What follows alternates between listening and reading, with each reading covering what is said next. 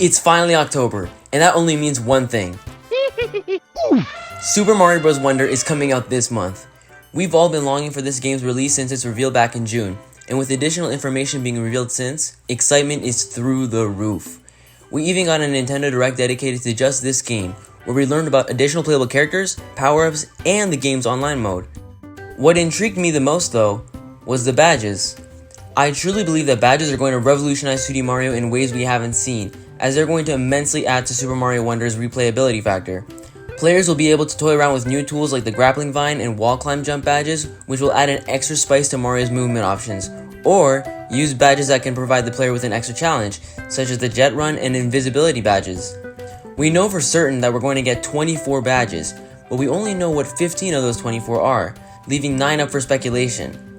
So without further ado, let's talk about 20 possibilities for badges for Super Mario Bros. Wonder and why I think they would make for great additions to the game. First, let's talk about action badges. These badges provide Mario and Co. with an extra ability that is meant to help them clear the level. The first idea for an action badge is a pretty obvious one, the double jump badge. Honestly, I'm kinda surprised this hasn't already been revealed, considering this same ability is found in Super Mario Run when you play as Daisy, and since Daisy is also playable in Wonder, it seems fitting to add this ability to the game. This badge would work just like in Super Mario Run, allowing the player to jump an extra time in midair, which could allow the player to make some cool maneuvers or allow them to save themselves from falls. To unlock this badge, there could even be a whole level themed around utilizing the double jump mechanic to reach new heights. Next, we got the long jump badge.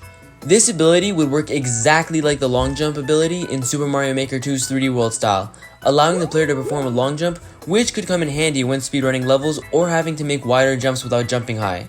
While this badge has less of a use in helping the player than the double jump badge, the long jump is an iconic Mario move, and having it at least be an option for the player to equip would be nice.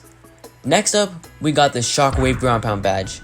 Inspired by the Synchro Ground Pound from the new Super Mario Bros. Series and Super Mario 3D World, this badge grants the player the ability to defeat every enemy on screen simply by ground pounding on a surface.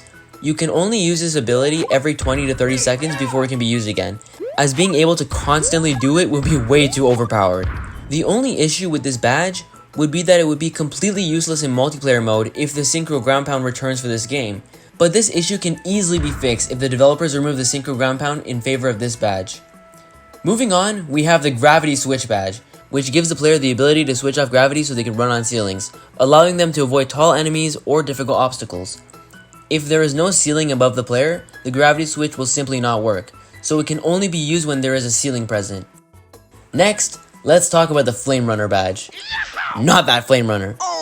This badge would be heavily inspired by Flaming Wario from the Wario Land series, and would allow Mario to briefly run very fast, defeating enemies by simply just running into them.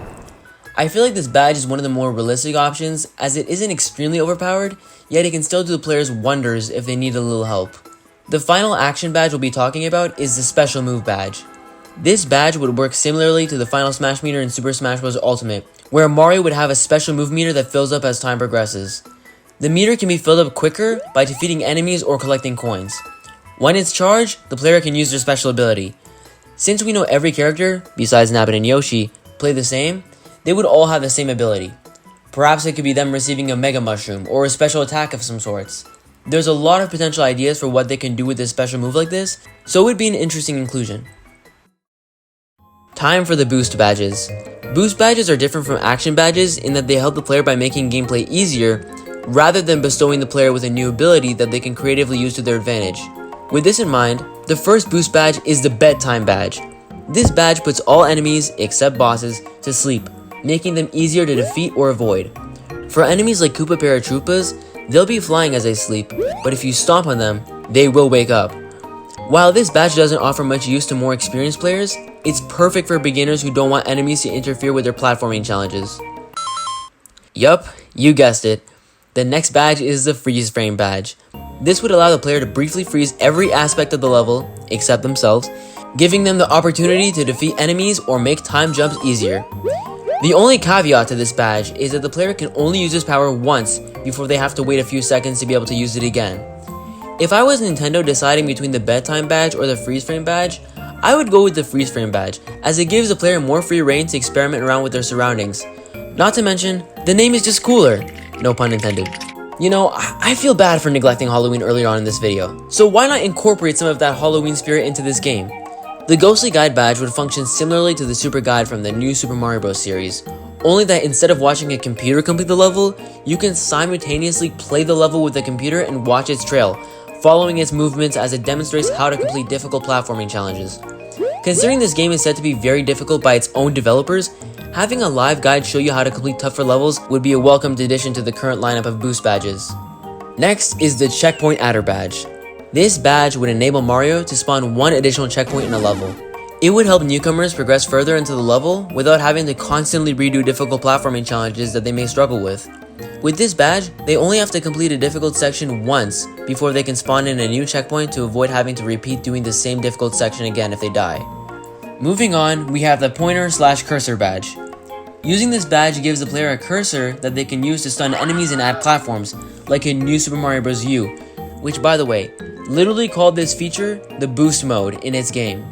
This badge wouldn't be particularly overpowered as you can't actually defeat the enemies with the cursor, and you would only be allowed to spawn in one platform at a time.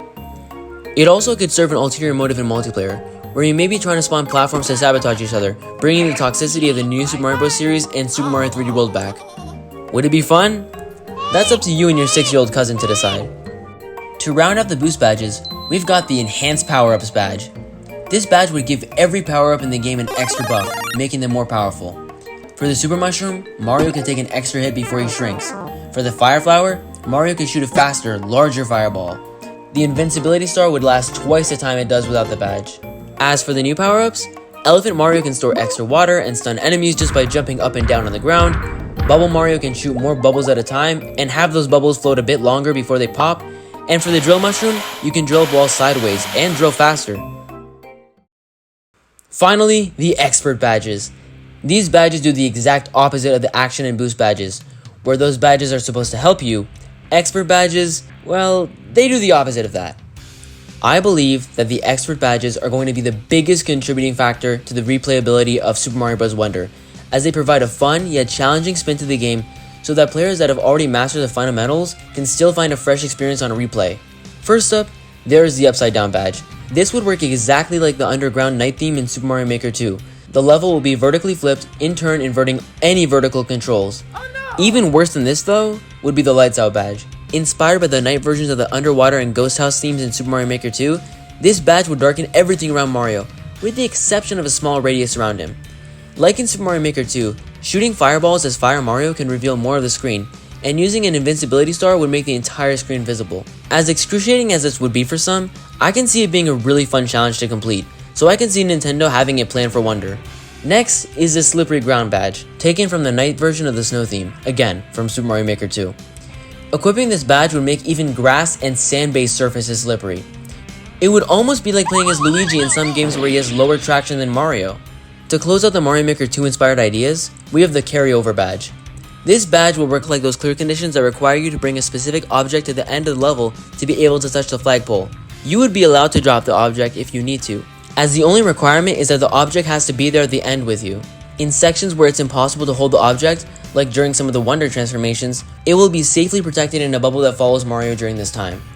This badge can provide quite a challenge to even seasoned players, as having to hold an object prevents Mario from ground pounding, wall jumping, and using any power-ups abilities unless you drop the object to do so. The only question now is what this object could be. Just a regular block? Could it be a toad, or better yet, a poplin that you'll have to carry through the entire level? Yup, that's it. Change the name from the Carryover badge to the Poplin Protector badge. Perfect. Let's give 3D World some more love with the next badge. The Double Danger badge would draw on the fundamental aspects of the Double Cherry power-up, except that if one of your duplicates die, you both will die. This would make for a really fun juggling act of making sure both of your characters are out of harm's way. My only hesitation with this badge would be how 4-player multiplayer would look with this badge equipped. Oh my god, that would be a disaster. Anyways, we've got the Time Trial badge. Like New Super Luigi U, this badge would give the player little, but ample enough time to speedrun a level. The amount of time the player will be given would obviously depend on the level. For example, the first level of the game would only give you 50 seconds to beat it, because it's a shorter level, whereas levels containing bosses may require triple or quadruple the amount of time to beat. This is a badge that I think is absolutely essential, and probably one of the more likely ones to make it into the game. Jumping right into the next one, we've got the Limited Jumps badge. This badge gives Mario a finite number of jumps that he can use in a level. Each time he jumps, the number of jumps he would have left used would go down by 1. This badge would add a puzzle element to the platforming as it forces the player to consider how they move about in the level. And for that, I think it'd make for a phenomenal inclusion to Wonder. The final expert badge is an absolute no-brainer, the Daredevil badge.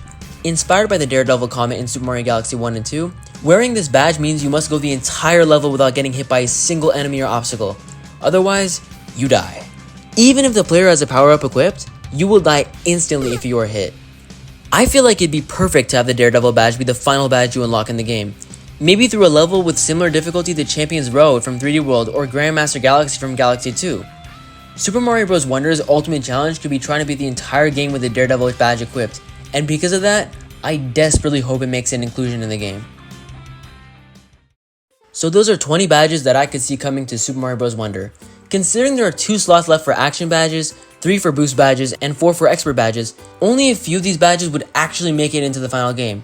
So if it was up to me, I'd pick the double jump and flame runner badges for the action badges, the freeze frame, pointer, and the enhanced power up badge for the boost badges, and the double danger, time trial, limited jumps, and daredevil badge for the expert badges. I want to thank every single one of you who watched not just this video, but also my last 3, and especially thank everybody who turned up for my previous video, which has done better than I could have ever hoped. Thank you so much. Most importantly, I hope you are enjoying all of my videos as much as I enjoy making them. If you did, please consider liking and subscribing to help me make more videos. Thanks again, and blab away!